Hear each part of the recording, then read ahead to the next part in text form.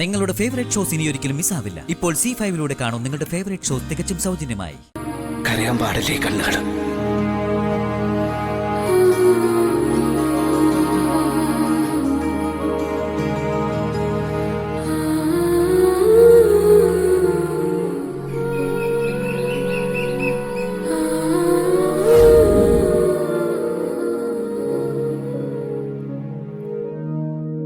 ദൈവങ്ങളായ ദൈവങ്ങളെ മുഴുവൻ വിളിച്ചിട്ടുണ്ട് ഞാൻ.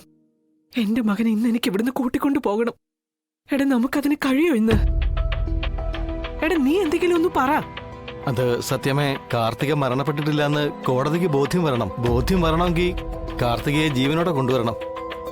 അതിനാണല്ലോ അർജുൻ 15 ദിവസം സമയം ആവശ്യപ്പെട്ടത്. അർജുൻ എന്താ പറഞ്ഞത്? ഞാൻ വിളിച്ചിരുന്നു, ഇങ്ങോട്ട് വരുന്നുണ്ടെന്നാ പറഞ്ഞേ. അവളോ? ശാലിനി. അവളാണല്ലോ എല്ലാ കാര്യങ്ങൾക്കും മുന്നിട്ട് നിൽക്കുന്നത്. ഇന്നലെ ഞാൻ സംസാരിച്ചപ്പോഴും കാർത്തികയെ കണ്ടെത്തും, കോടതി കൊണ്ടുവരാൻ സാധിക്കുമെന്ന് തന്നെ പറഞ്ഞത്. പക്ഷേ പിന്നീടൊന്നും പറഞ്ഞില്ല. ആരൊക്കെ എന്റെ കുഞ്ഞ് ജയിലിനകത്തെത്താൻ വേണ്ടി പരിശ്രമിക്കുന്നുണ്ട്. അവരുടെ ലക്ഷ്യവും വിഷ്ണു തന്നെയാ. ഈ ചങ്കിടിപ്പോടെയുള്ള കാത്തിരിപ്പ് ഏറെ പ്രയാസം. ഞാൻ ആലോചിക്കുന്നത് വിഷ്ണു ബ്രോയുടെ കാര്യമാ.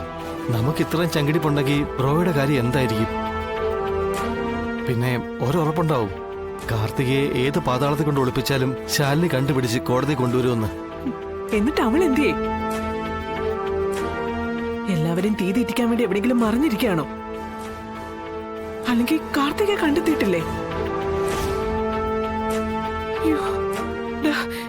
എന്റെ വിഷ്ണു രക്ഷപ്പെടില്ലേ?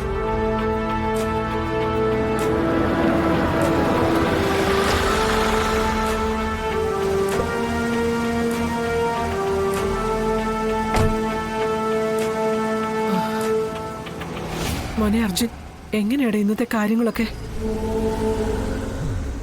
വിഷ്ണുവിനെ നമുക്ക് ഇന്ന് നമ്മുടെ ഒപ്പം വീട്ടിലേക്ക് കൊണ്ടുപോകാൻ പറ്റില്ലേ?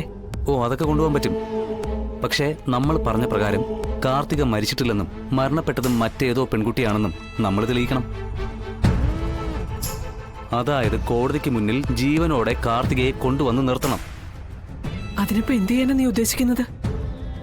നമ്മളിപ്പോ കോടതിയിൽ നിന്നും 15 ദിവസത്തെ സാവകാശമാണ് ചോദിച്ചിരുന്നത്. അതനുസരിച്ച് ഇന്ന് കാർത്തികയെ കോടതിയിൽ ഹാജരാക്കാൻ കോടതി അനുവദിക്കുകയും ചെയ്തു. ഞാൻ പറഞ്ഞനുസരിച്ച് കോടതി മുറ്റത്ത് എത്തിയിട്ടുണ്ട്.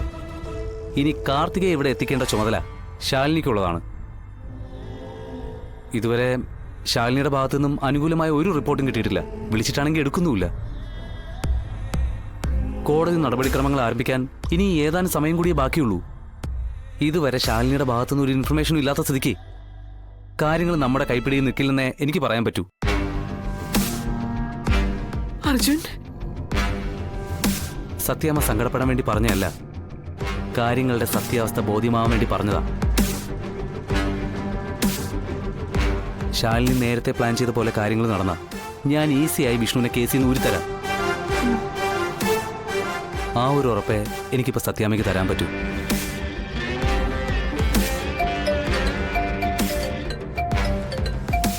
ഹലോ, ഞാനിവിടെ എത്തി. ഞാൻ അങ്ങോട്ട് കയറുവാ. എടാ രോഹിത് നമ്മുടെ വിഷ്ണു.